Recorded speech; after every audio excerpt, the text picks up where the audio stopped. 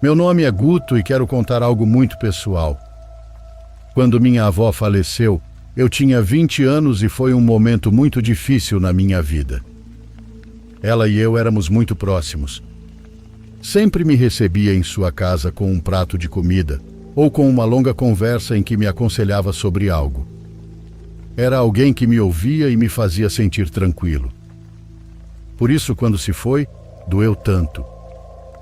Ao entrar na faculdade, me mudei para um município que ficava a umas 3 horas do meu povoado. No começo, eu tentava ir com frequência, mas conforme o semestre avançava, ficava cada vez mais complicado. Tinha aulas até mesmo aos sábados e quase não me sobrava tempo livre. Eu teria querido estar no povoado com mais frequência, mas não dava.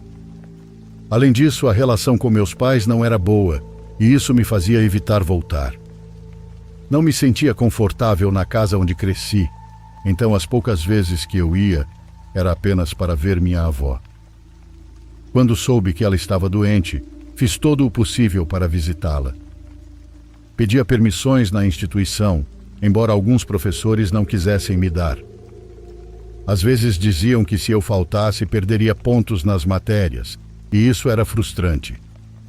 Mas eu não me importava tanto com o acadêmico naqueles dias, porque a única coisa que queria era estar ao lado dela. Lembro que uma das últimas vezes que a vi, ela estava muito fraca, mas ainda assim sorriu para mim. Essa imagem ficou gravada em mim porque eu tentava me mostrar forte, embora tivesse um nó na garganta. Algumas semanas depois, chegou a notícia que eu não queria ouvir. Minha avó havia falecido e senti que o mundo desabava sobre mim. Foi uma fase escura e pesada, pois embora eu saiba que é a lei da vida, doeu demais. Me questionava por que não tinha passado mais tempo com ela, embora no fundo soubesse que tinha feito o que estava ao meu alcance. O que mais me doeu depois de sua partida não foi só a ausência. Uma semana após seu falecimento, minha tia Érica apareceu e começou a levar as coisas de valor da casa da minha avó. Levou o ouro e alguns objetos que ela tinha guardado durante toda a vida. Isso me partiu o coração porque essa tia nunca esteve presente quando minha avó estava doente. Não ia visitá-la e não cuidou dela nos momentos mais difíceis. No entanto, ela mal partiu e foi a primeira a aparecer para ficar com o que podia. Eu me enchi de raiva e comentei com meu pai para que ele dissesse algo. Pedi que colocasse um freio, mas ele não quis criar problemas. Apenas me disse que a irmã sempre tinha sido assim e que era melhor não se meter. Isso me irritou ainda mais porque senti que ele não se importava. Para mim não era questão de dinheiro nem de coisas materiais, era questão de respeito à memória da minha avó. Em uma ocasião, mandei uma mensagem para minha tia. Disse a ela que o que havia feito não estava certo. Ela me respondeu indignada, dizendo que eu provavelmente queria ficar com o ouro e que por isso estava reclamando. Isso me fez ficar ainda mais bravo porque não era verdade. Eu nunca pensei em ficar com nada. O que me doía era que ela agisse de maneira tão egoísta. Era como se me julgasse com maldade sem saber o que eu sentia naquele momento. Os dias passaram e o ambiente na família ficou frio. Cada um tentava seguir em frente, mas eu não deixava de pensar em minha avó. À noite eu rezava como ela tinha me ensinado desde criança. Queria acreditar que essas orações chegavam até ela de alguma forma e que ela sabia o quanto eu a sentia falta. Essas rezas me davam um pouco de paz, embora o vazio não desaparecesse. Uma noite tive um sonho que até hoje lembro com uma clareza absurda. Estava na casa da minha avó, justamente na parte onde ficava o banheiro, e ao lado a máquina de lavar. No sonho, ela aparecia do outro lado da janela e falava comigo como se nunca tivesse ido embora. Me dizia que ali havia um presente para mim e que eu o procurasse. Ela o tinha deixado para que eu o encontrasse. Sua voz soava tranquila e suas palavras ficaram gravadas na minha memória. Acordei de repente e senti um vazio estranho. Demorei alguns segundos para perceber que tudo tinha sido um sonho. A sensação foi tão forte que comecei a chorar, porque por um momento acreditei que minha avó ainda estava viva. Fechei os olhos e desejei voltar a dormir para ouvi-la de novo, mas já não consegui mais. Aquela madrugada fiquei com o olhar perdido no teto, com o coração apertado, sem saber por que havia sonhado aquilo. Durante o dia não parava de pensar no que tinha visto. A imagem dela na janela se repetia na minha cabeça. Sentia que não podia ignorar, que havia algo escondido naquelas palavras. À tarde comentei com meu pai. Disse que queria ir à casa da mãe dele e que precisava verificar. Ele me olhou sério, não falou muito, mas no fim aceitou me levar. A casa estava fechada havia várias semanas e ninguém entrava desde que minha tia tinha ido. Quando chegamos, abri a porta com certo temor. O silêncio dominava e tudo cheirava a fechado. Caminhei direto para o banheiro porque era o que lembrava com mais clareza do sonho. Revisei primeiro a janela. Passei as mãos pelo marco de madeira, mas não encontrei nada. Depois me abaixei ao lado da máquina de lavar e procurei embaixo. Movi algumas coisas velhas, mas também não havia nada. Entrei no banheiro e comecei a observar cada canto, embora tudo parecesse estar em seu devido lugar. Enquanto revistava, sentia um peso no peito. Era como se soubesse que não estava ali por acaso. Tinha a ideia fixa de que deveria encontrar algo, embora não tivesse claro o que exatamente buscava. Fiquei quieto alguns segundos tentando lembrar com detalhes as palavras do sonho. Ela dizia que ali tinha deixado um presente para mim. Levantei o olhar e notei que na parte de cima do vaso sanitário havia como uma prateleira de madeira. Era um espaço pequeno onde costumavam guardar coisas velhas. Subi e comecei a mover papéis amarelados e pedaços de papelão. Estava prestes a desistir quando no canto encontrei uma caixinha, não maior que uma xícara de café. O coração acelerou quando a peguei. Era de madeira e estava com um pouco de pó. Abri tremendo e o que vi dentro me deixou sem fôlego. Havia uma corrente de ouro com uma cruz muito bonita, um rosário e um anel grosso. Reconheci imediatamente porque em algum momento da minha infância eu os tinha visto nas mãos da minha avó. Eram dela, não tinha nenhuma dúvida. Naquele instante fiquei parado, olhando para as coisas como se não fossem reais. Era impossível não relacionar o achado com o sonho. Senti que ela tinha me guiado até aquele lugar para me entregar o que queria deixar para mim. As lágrimas encheram meus olhos e meu corpo começou a tremer. Não sabia se ria ou chorava, mas o que eu sabia era que naquele momento me sentia acompanhado por ela. Chamei meu pai e mostrei o que havia encontrado. Ele ficou em silêncio por um tempo, observando cada objeto com atenção. Eu não conseguia parar de chorar. Disse que minha avó tinha falado comigo em sonhos e que por isso eu estava ali. Para mim não havia outra explicação. Era como se ela não tivesse querido ir embora sem antes me dar algo especial. Guardei a corrente, o rosário e o anel com muito cuidado. Mais do que objetos, eram uma lembrança viva da minha segunda mãe. Com o passar do tempo, terminei meu curso. Foi um processo longo e pesado, mas consegui. Naquele dia em que recebi meu diploma, decidi usar a corrente que tinha encontrado na casa da minha avó. Sentia que era a forma de tê-la comigo nesse momento importante. Pouco tempo depois, durante o almoço, minha tia Érica me viu com a corrente no pescoço. Assim que a reconheceu, se aproximou com cara de aborrecida. Perguntou de onde eu a tinha tirado e disse que aquela corrente era da mãe dela, que tinha procurado por todos os lados e nunca encontrou. Ouvi-la me causou uma raiva que não conseguia esconder. Falava como se aquela corrente lhe pertencesse por direito, quando eu lembrava perfeitamente que tinha sido a primeira a levar tudo o que pôde.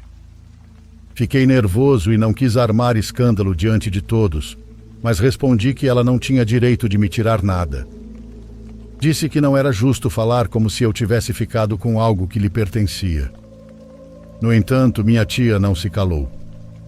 Se dedicou a repetir diante de outros familiares que eu tinha roubado aquelas coisas e que tinha ficado com elas sem permissão. Essa atitude me machucou porque eu sabia bem a verdade. O que tinha encontrado foi graças àquele sonho que tive com minha avó e eu tinha certeza de que era um presente para mim. Ainda assim, aquela mulher se encarregou de espalhar na família essa versão distorcida. Alguns me mencionavam de forma indireta, outros acreditavam sem sequer me perguntar. A raiva que eu tinha da minha tia cresceu tanto que parei completamente de falar com ela. Me parecia injusto que, depois de tudo o que tinha feito, ainda quisesse manchar meu nome. Para mim foi um alívio cortar qualquer comunicação com ela. Não fazia sentido discutir com alguém que sempre buscava se aproveitar e que não conhecia o respeito. Apesar de tudo isso, continuei usando a corrente em momentos importantes. Não porque quisesse que outros a vissem, mas porque me fazia sentir perto da minha velhinha. Muitas vezes rezei como se ela pudesse me ouvir. Dizia a ela para não se preocupar, que eu nunca venderia aquele ouro. Eu não sou totalmente apegado a dinheiro. Para mim eram lembranças que eu ia guardar para sempre, porque me davam força e me lembravam quem tinha estado comigo de verdade. O barulho da minha tia foi perdendo força com o tempo. A família seguiu seu caminho e eu me mantive firme na minha decisão de não dar explicações. Mas como minha mãe me disse uma vez, quem rouba dos mortos vai mal. A próxima vez que soubemos da minha tia foi por um fato inesperado. Numa noite invadiram a casa dela. Segundo o que ela mesma contou depois, tinham levado todo o ouro que ela havia tirado da casa da minha avó. Quando nos deram a notícia, senti uma mistura de sentimentos. Por um lado, me doía, porque no fim eram lembranças, coisas que ela tinha há anos e que representavam parte da vida dela. No meu íntimo, nunca acreditei de verdade que tivessem roubado. Sempre tive a suspeita de que minha tia as tinha vendido. Esse acontecimento foi apenas o início de uma etapa complicada para ela. Tempo depois, ela começou a adoecer de nervos. De repente, se alterava por qualquer coisa e reagia como se o mundo inteiro estivesse contra ela. Queixava-se de que ninguém a entendia, de que todos queriam diminuí-la ou que lhe guardavam rancor. Eu ouvia o que diziam outros parentes e era como se ela tivesse perdido o controle da própria vida.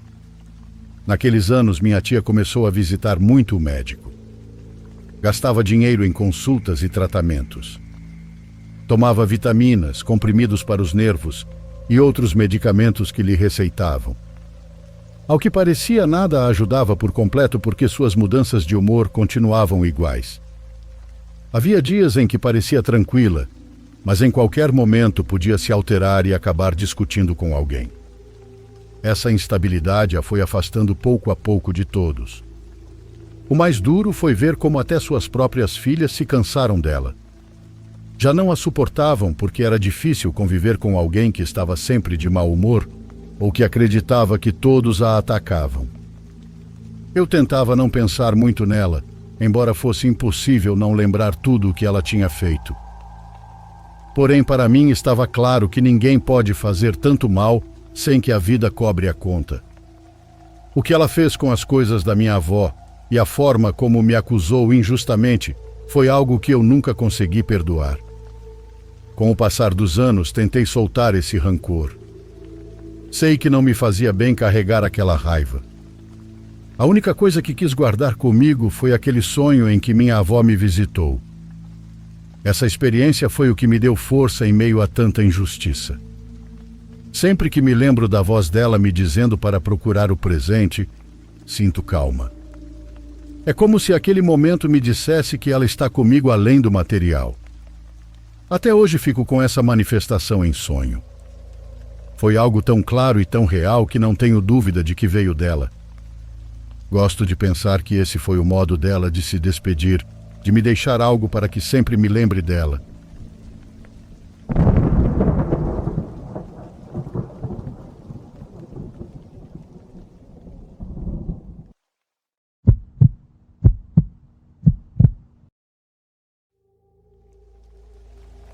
Meu nome é Arnaldo e sou da República Dominicana. Minha história não é muito longa e antes de começar quero deixar claro que respeito todas as religiões. Desde que suas crenças e rituais não envolvam ferir outros seres vivos, nem machucar outras pessoas direta ou indiretamente. Dito isso, o que vou contar é de fato bem recente e me irrita só de lembrar. Há alguns meses me mudei para Santo Domingo vindo de Puerto Plata e comecei a trabalhar como bartender em uma discoteca local. Passava minhas noites preparando coquetéis e servindo bebidas para o pessoal. Nisso acabei conhecendo muita gente, alguns agradáveis e outros nem tanto. Entre estes últimos posso citar um ex-colega de trabalho a quem chamarei de José, com quem por um tempo tive uma espécie de amizade. Ele era bem amável e nossas conversas eram agradáveis, então quando me pediu um favor não neguei. Ele me pediu para o ajudar a levar algumas coisas para a casa de um amigo, onde ficaria por um tempo. Me encontrei com ele no lugar para onde ele iria, um prédio bem antigo nos arredores, e ele me disse que tínhamos que subir as caixas até o segundo andar. Cheguei perto do carro dele e assim que abriu o porta-malas, senti um cheiro de podre. Ele pareceu não notar e começamos a subir as caixas. Porém, quando fui pegar uma em específico, que estava bem lacrada, ele gritou para eu não tocá-la. Isso foi bem estranho, já que ele não costumava ficar agressivo nem mal-humorado.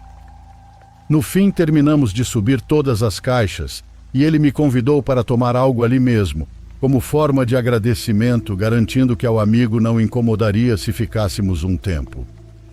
Sentei no sofá e, enquanto ele procurava a cerveja, eu poderia jurar por tudo de mais sagrado que ouvi algo se mexendo dentro de uma das caixas. E adivinhem, era a caixa que ele não queria que eu tocasse. Fiquei olhando para ela fixamente e tive a impressão de que se agitava levemente. Não quis perguntar o que era aquilo, nem que diabos ele estava guardando nessa caixa, porque não era problema meu. Decidi ficar calado e tomar a cerveja o mais rápido possível, antes de ir embora. Em outra circunstância, eu não teria recusado beber mais algumas, mas meu corpo dizia que algo estava muito errado. Comecei a me sentir muito estranho dentro daquela casa, quase como se estivesse ficando doente. Sabe aqueles arrepios antes da febre? Pois era algo parecido. Além disso, estava muito frio. Um leve cheiro rançoso começou a me incomodar e, embora as janelas estivessem abertas, era como se tudo estivesse escuro. É muito difícil de descrever, mas a verdade é que era uma sensação muito desconfortável e difícil de ignorar, e fui o mais rápido que pude. Mantive amizade com José, por cálculo eu, uns 2 meses a mais. Isso quando ele de repente me pediu outro favor. Ao que parecia, o amigo dele pediu que ele saísse, e ele me implorou para que eu o recebesse por algumas semanas, enquanto encontrava um lugar para alugar. Pensei bastante, já que estava muito confortável morando sozinho. Mas no fim disse que sim, e o ajudei a se mudar naquele fim de semana. Como disse, eu era bem confiante e ele me caía bem. Era meu amigo e eu queria ajudar. Jamais imaginei que ele seria capaz de trazer algo nefasto para minha casa. Porém, assim que começamos a subir as primeiras caixas para meu apartamento, percebi a mudança no lugar. Tudo ficou frio e um cheiro fétido tomou conta de tudo. No começo pensei que fosse seu cheiro e senti pena dele, achando que não tinha modos de higiene. Mas pouco a pouco, enquanto eu começava a me sentir doente, lembrei daquele dia em que o ajudei a se mudar. Ali me dei conta de que era o mesmo cheiro de putrefação e o mesmo mal-estar que senti naquela ocasião. Como se tivessem tirado uma venda dos meus olhos, de repente notei aquela misteriosa caixa lacrada e me invadiu um sentimento ruim. Desta vez eu me atrevi a perguntar o que tinha naquela caixa e ele, com um tom muito sério, me respondeu que era algo muito valioso para ele. Como se fosse eu quem estava se mudando, teve a coragem de impor uma regra: nunca entrar no quarto dele. Isso me deu uma péssima impressão, mas não queria brigar, então disse que tudo bem, desde que ele respeitasse as regras da minha casa. A real é que, apesar de ser bartender, gosto de ter paz e tranquilidade em casa. Aqui não tem nada de música alta, festas, vozes ou barulhos durante a noite. Gosto de aproveitar as poucas noites na semana em que consigo dormir. Bom, ele aceitou e assim começou nossa curta, porém turbulenta convivência. Nas horas seguintes me senti bastante estranho, e como era meu dia de folga, fiquei o dia todo em casa descansando. Ou pelo menos tentei. O quarto de José ficava ao lado do meu, e eu sentia como se ele estivesse fazendo o maior alvoroço, falando completamente sozinho. Isso, somado à repentina sensação de febre, tornou aquele dia bem horrível. Naquela mesma noite, enquanto dormia, senti que alguém caminhava por toda a casa, pisando forte. Fiquei preocupado que os vizinhos de baixo viessem reclamar ou algo assim. Por isso me levantei para dizer que ele se deitasse de uma vez e parasse com aquilo. Mas, para minha surpresa, José não estava lá fora. Na verdade, a porta dele estava fechada e o resto da casa completamente escuro. Pensei que havia sonhado e voltei a deitar. Nos dias seguintes o cheiro não desapareceu, e embora eu tenha usado aromatizantes para tentar afastá-lo, ele simplesmente não sumia, só piorava. Mesmo assim, acabei me acostumando relativamente rápido, coisa que não aconteceu com o estranho pressentimento de que alguém sempre me observava na cozinha, no banheiro ou na sala. Não importava onde eu estivesse dentro do apartamento, eu sempre tinha a sensação de que alguém estava me vendo. Parecia que alguém estava parado atrás de mim. Como se isso não fosse suficiente, meu apartamento, que sempre foi limpo, passou a ter a presença de muitas moscas e pequenas baratas. Um dia, poucas horas depois de chegar do trabalho, deitei para dormir só para ser acordado algumas horas depois pelo som do liquidificador. Era 5 da manhã, cedo demais, ainda mais considerando que trabalhávamos até tarde da noite. Levantei para pedir que ele parasse, mas quando entrei na cozinha me surpreendi ao ver que não havia ninguém. Naquele momento, José também saiu do quarto meio dormindo e me pediu desculpas pelo liquidificador, assegurando que não voltaria a acontecer. Acreditei nele e tentei voltar a dormir, mas não tinha cochilado novamente quando percebi o quão estranho aquilo foi. Ele estava no quarto e era impossível que tivesse sido ele quem ligou o aparelho. Esses eventos começaram a me irritar, sem contar que pouco depois de completarmos uma semana morando juntos, comecei a ouvir sussurros atrás das paredes. Tenho que dizer que dessa vez eu justifiquei pensando que eram os vizinhos ou José falando ao telefone. Ao menos era o que eu dizia a mim mesmo. Até que uma noite ouvi aqueles sussurros dentro do meu quarto, ao redor da minha cama, em total escuridão. Obviamente me assustei. Pulei da cama para acender a luz e não vi nada, mas ouvi várias vozes no quarto de José. Isso me irritou muito, pois pensei que ele tivesse muita gente no quarto. Então saí do meu e, sem pensar, abri a porta dele ao ver que as luzes estavam acesas. Do outro lado da porta fui recebido por um forte cheiro de putrefação e uma bagunça que beirava o de um lixão, com sacolas e caixas de comida vazias espalhadas por toda parte. No entanto, isso não foi o que mais me impressionou. Quem dera fosse só isso. No fundo do quarto, vi José ajoelhado, rezando diante de um altar cheio de ossos, velas e coroado por uma caveira que sinceramente não precisa ser perito forense para saber que era humana. Ali entendi tudo. José se levantou gritando para sair do quarto, mas eu me mantive firme no lugar. Disse que ele tinha uma semana para encontrar outro lugar e que em minha casa não continuaria fazendo bruxaria, ou seja lá o que fosse aquilo. Só quando disse isso ele abaixou a guarda, pediu desculpas e tentou me explicar sobre sua religião e tudo mais. Mas eu não quis ouvir e insisti para que ele fosse embora o quanto antes. Em menos de 2 dias ele já estava recolhendo as coisas e eu não tive mais contato com ele. Mas durante aquelas 2 noites me senti muito mal. Queria vomitar o tempo todo, tive tonturas e perdi o apetite. A luz do meu quarto acendia e apagava sem motivo, e minhas costas começaram a doer muito. Sem dúvida foram dias difíceis, mas felizmente assim que ele se mudou, as coisas voltaram ao normal.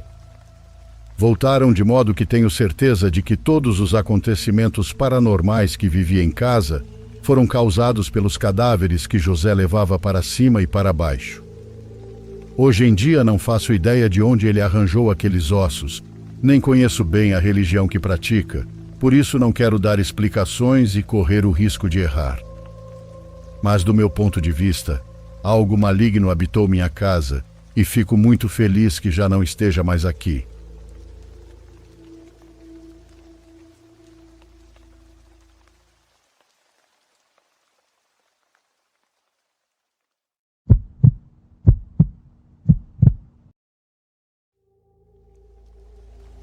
Eu amo e respeito muito a minha avó, mas essa história precisa ser contada.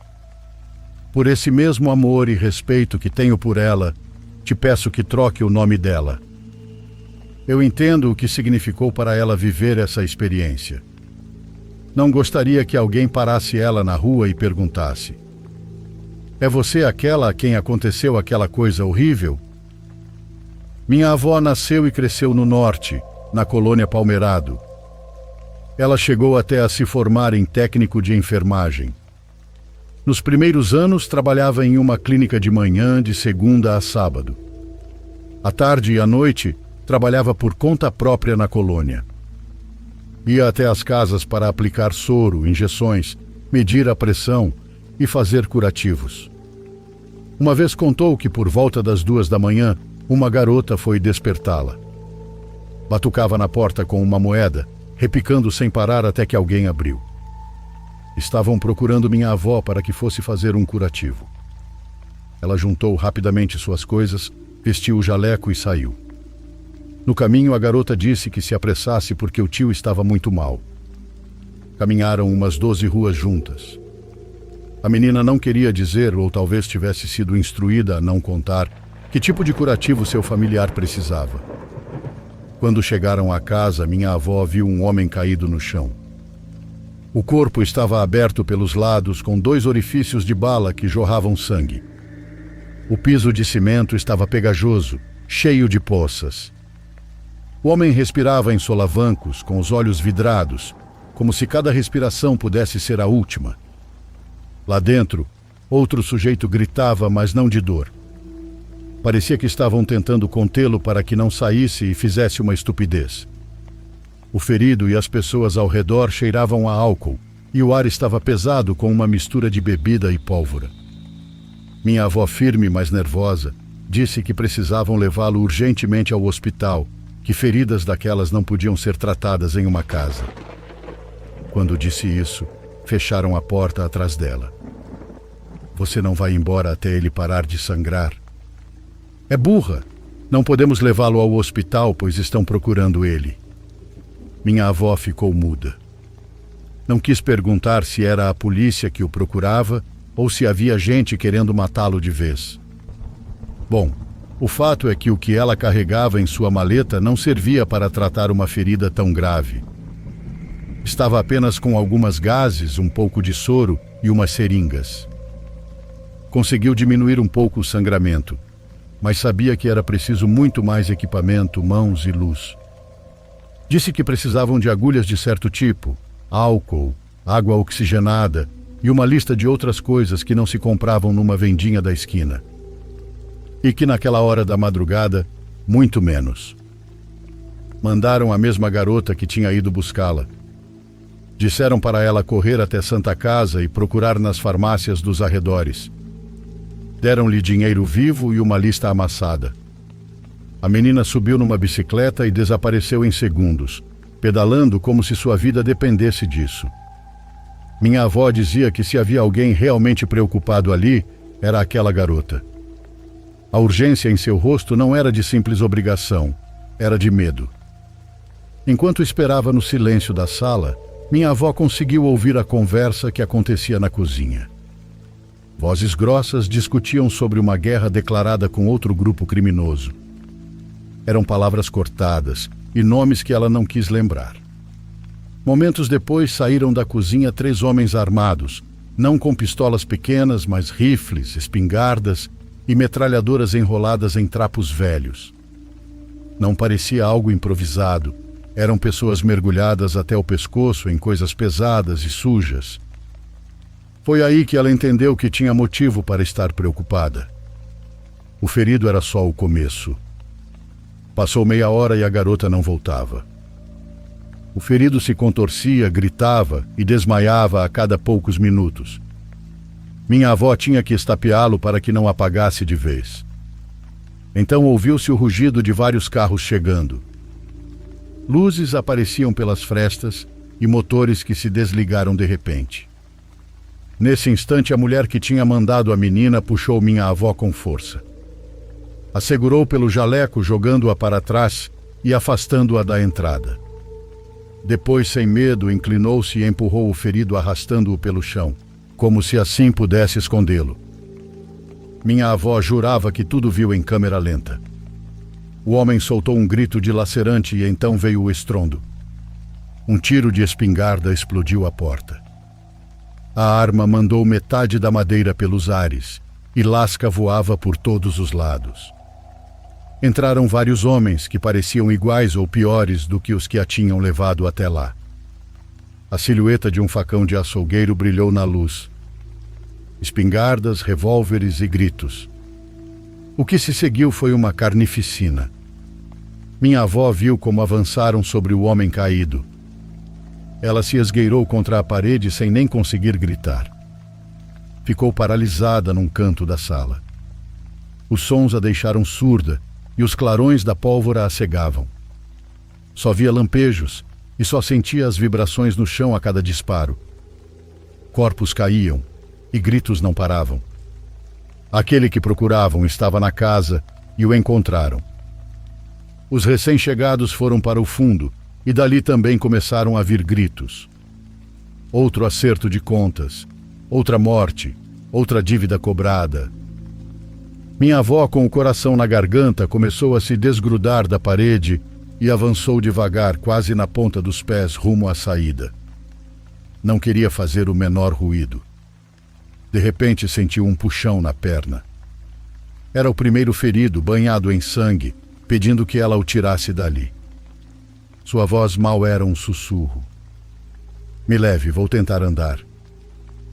Ela queria soltá-lo, queria escapar sozinha, mas o viu levantar-se de repente, andando com uma descarga de adrenalina. Não tinha forças completas e terminou apoiado no ombro dela. Minha avó, com o jaleco encharcado de vermelho, o segurou enquanto seguiam pela escuridão da rua. As 12 ruas até a casa dela foram um inferno. Ela o sustentava como podia, com o ombro cravado nas costelas dele para que não desabasse. Cada passo deixava um rastro de sangue misturadas à terra. No caminho entre gemidos, minha avó disse que o levaria até o hospital, que só lá poderiam salvá-lo. Ele virou apenas os olhos vidrados e respondeu com voz rouca. Lá estão me esperando, não para me curar, mas para me matar ou me prender para sempre. As palavras pesaram no estômago dela, mas já não havia volta. A única coisa que podia fazer era seguir caminhando.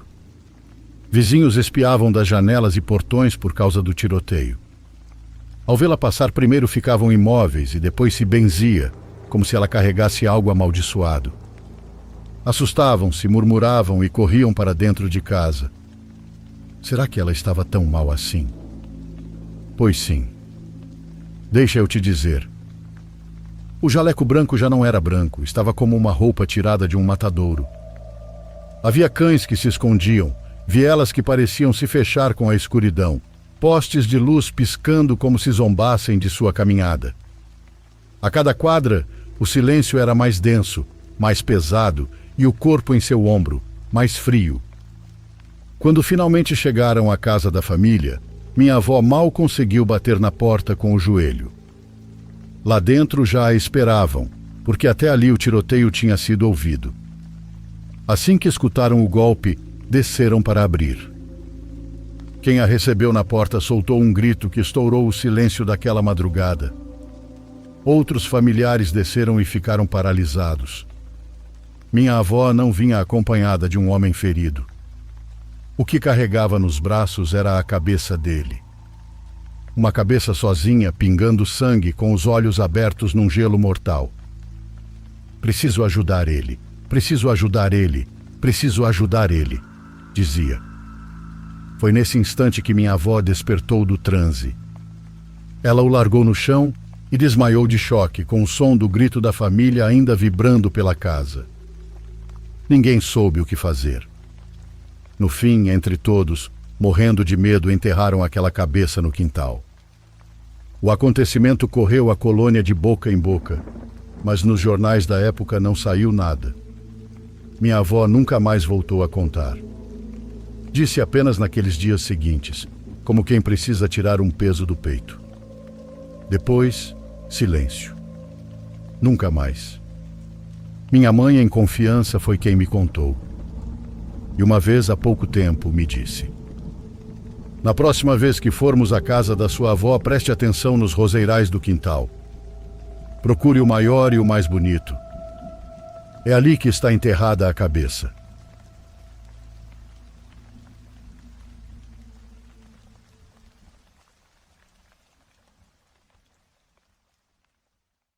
Por favor, curta e se inscreva se você estiver gostando. Agora continuamos.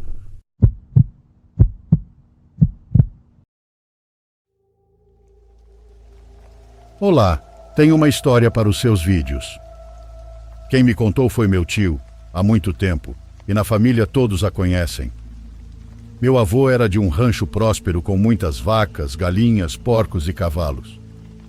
Ele conhecia perfeitamente a criação de gado, porque desde pequeno aprendeu a viver no campo.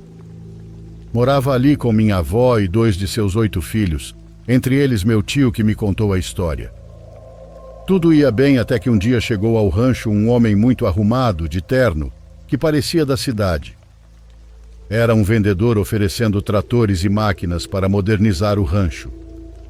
Meu avô, que era muito direto e às vezes grosseiro, o recebeu de forma arrogante.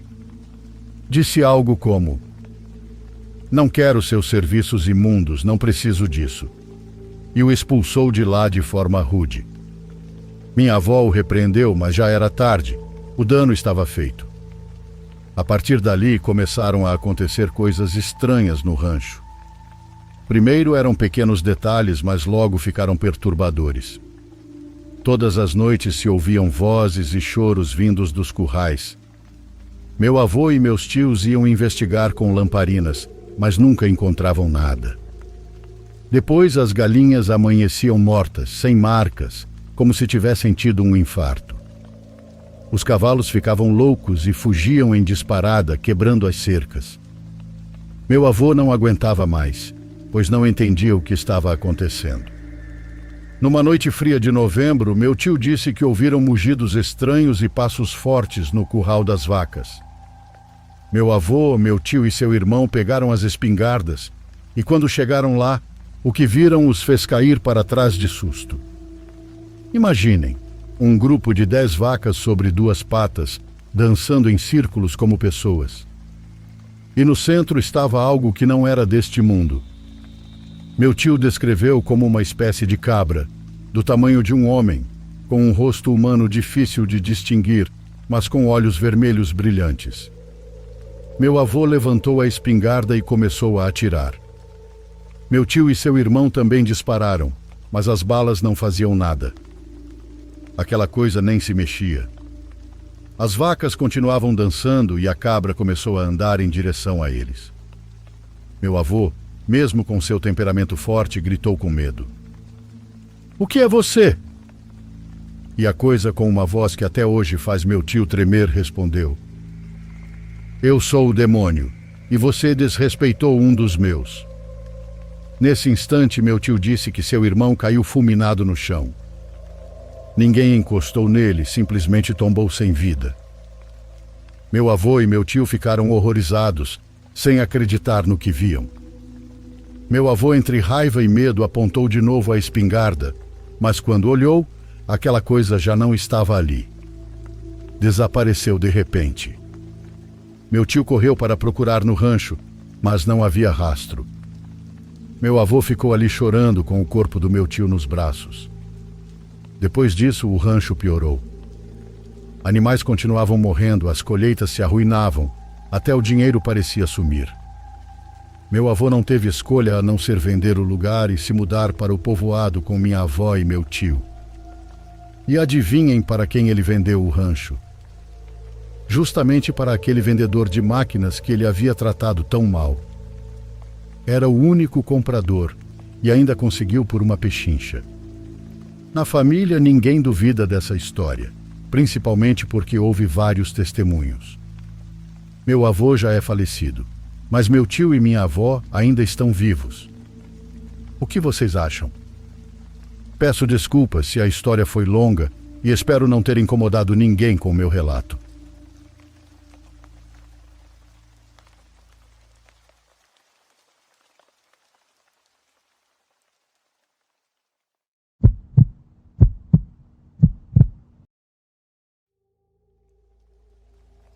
Me apresento. Sou Jesus e moro em Sicaia, um povoado da província de Huancayo, no Peru. Comecei a ouvir relatos à noite para me acompanhar enquanto estudava. E hoje quero compartilhar com vocês uma história que aconteceu com a minha família há algum tempo. Uma história que só fiquei sabendo durante a vigília pelo falecimento do meu avô Pacífico, no ano de 2020. Naquela noite, enquanto velávamos seu corpo, meus tios começaram a recordar algumas histórias para aliviar um pouco a tristeza. Mas entre todas houve uma que deixou a mim e meus primos aterrorizados. Uma história que, por alguma razão, nunca tinham nos contado antes. Meu avô Pacífico teve 6 filhos. Davi, o mais velho, Juan, Pilar, Raul, minha mãe, Rosa e a mais nova, minha tia Cati. Meus avós se dedicaram a vida inteira à roça. Aqui em Sicaia, quase todos somos camponeses. De fato, meu avô deixou para cada filho um pedaço de terra para que com o tempo pudessem plantar ou vender. Um dia meu tio Davi pediu ao meu avô que cultivasse milho em sua parcela. A ideia era preparar pachamanca, aquele prato tradicional que tanto apreciamos por aqui. O problema é que aquela roça ficava longe, bem depois do cemitério. Então, todas as manhãs, às 5 em ponto, meu avô ia até a casa do filho Davi pegar emprestada sua caminhonete. Lá carregava suas ferramentas e sua bolsa de folhas de coca, que mascava sempre para aliviar o cansaço da altitude, e ia feliz trabalhar. Sempre voltava 12:30, na hora certa do almoço, com minha avó Berta. Mas um dia, não voltou. Às 17 horas, minha avó saiu preocupada para procurá-lo. Naqueles anos quase ninguém tinha celular, então não havia como localizá-lo. Ela encontrou meu tio Davi na rua, igualmente desesperado. Perguntaram às pessoas perto do cemitério e assim encontraram um amigo de Davi que os levou em seu carro até a roça. Não precisaram chegar até lá. No caminho viram a caminhonete do meu tio tombada à beira da estrada. Meu avô estava lá tremendo e com o olhar perdido. Já era noite quando o levaram de volta para casa, mas ele não falava, muito menos reagia. Seu corpo estava frio, como se o sangue não circulasse. No posto de saúde deram apenas alguns medicamentos simples, mas nada funcionou. Aos poucos os irmãos foram chegando, cada um trazendo algum remédio caseiro, mas meu avô continuava igual, como se estivesse se apagando. Então chegou minha tia Pilar. Ela tinha feito aulas com um curandeiro, alguém que sabia tratar o susto, o mal-olhado e coisas que a medicina não explica. Disse que o do meu avô não era normal e pediu para preparar um jubeu com cui, que no caso são porquinho da Índia. Porém, antes precisava realizar outro ritual. Mandou minha mãe comprar algumas coisas, como folhas de coca, doces, cigarros e um pouco de aguardente. Minha mãe conta que quando voltou o viu. Disse que meu avô parecia um zumbi. Segundo contam, ele tinha mudado em questão de um piscar de olhos. Agora estava magro, com a saboneteira funda e a pele quase acinzentada. Naquela mesma noite, Pilar reuniu a família e pediu a roupa que ele usava quando a caminhonete capotou. Com meu tio Juan dirigindo, todos foram até o local do acidente. Já era quase meia-noite, então estava muito frio e a neblina descia densa da serra. No meio do caminho, minha tia estendeu uma manta, colocou em cima os doces, a coca, pediu para todos se sentarem ao redor e começarem a mascar. Só o som das folhas estalando entre os dentes quebrava o silêncio da noite. Mais adiante, ela estendeu a roupa do meu avô e acendeu um cigarro. A cada tragada soprava a fumaça sobre o tecido, como se quisesse devolver-lhe o fôlego perdido. Pediu então para minha avó chamá-lo. Pacífico, Pacífico, Pacífico. A voz de minha avó se quebrava na escuridão, e então algo se moveu entre os arbustos à beira da estrada. Minha mãe disse que viu coisas mais pretas que a escuridão correndo ao longe. Então se aproximaram, e eram altas, mas sem forma definida. Não dava para ver o rosto. Meus tios pensaram nos pichacos, que são pessoas que matam para roubar a gordura do corpo. Mas aquelas coisas, não pareciam humanas. Cada vez havia mais delas, e cada vez chegavam mais rápido, escondendo-se entre as plantas. Mas ao mesmo tempo deixavam os olhos brilhantes aparecerem, só para que soubessem que estavam lá. Já era evidente que todos estavam com medo, mesmo tentando disfarçar. Juan correu para ligar o carro. Davi e minha mãe quase arrastavam minha avó, que estava paralisada, repetindo o nome do meu avô sem parar. Todos tropeçavam tentando correr, todos menos Pilar. Minha tia, em vez de fugir, correu até a roupa. Minha mãe gritava para que a deixasse, mas Pilar recolheu a manta, pegou as roupas do meu avô e apertou tudo contra o peito. Só deixou os doces caídos na terra, subiu no carro e gritou para meu tio acelerar. O carro sacudiu na estrada de terra e atrás aquelas figuras pretas continuavam correndo. Algumas ficaram imóveis observando, outras entraram nas plantações desaparecendo na neblina. Ninguém quis olhar para trás por muito tempo. Ninguém se atreveu. Quando finalmente chegaram em casa, encontraram meus tios mais novos dormindo. Pilar não perdeu tempo, vestiu meu avô com as roupas do acidente e pouco a pouco ele começou a melhorar. Viram ali mesmo sua pele recobrar a cor e o corpo deixar de estar gelado. Ao amanhecer ele já conseguia comer e já falava. Era como se tivesse voltado. Quando perguntaram o que tinha acontecido, meu avô disse que no caminho de volta tinha visto coisas escuras entre as plantações e que uma delas atravessou na frente do carro. Ele virou o volante para não atropelar e, a partir daí, não lembrava mais de nada. Com o tempo, minha tia explicou que aquelas figuras eram almas que não conseguiram entrar no céu e que vagam pela terra em busca de uma alma pura. O acidente do meu avô foi apenas a oportunidade que tiveram para tentar roubá-la. E se não fosse por Pilar, talvez tivessem conseguido. Naquela noite de vigília, todos entendemos porque nunca nos haviam contado essa história. Era forte demais e ainda é. Mas eu queria compartilhá-la com vocês porque mostra que às vezes o obscuro não está nos cemitérios, mas sim nos caminhos que percorremos para trabalhar todos os dias. Obrigado por me ouvirem e por me deixar contar a história do meu avô Pacífico. Um abraço a todos e que tenham uma ótima semana.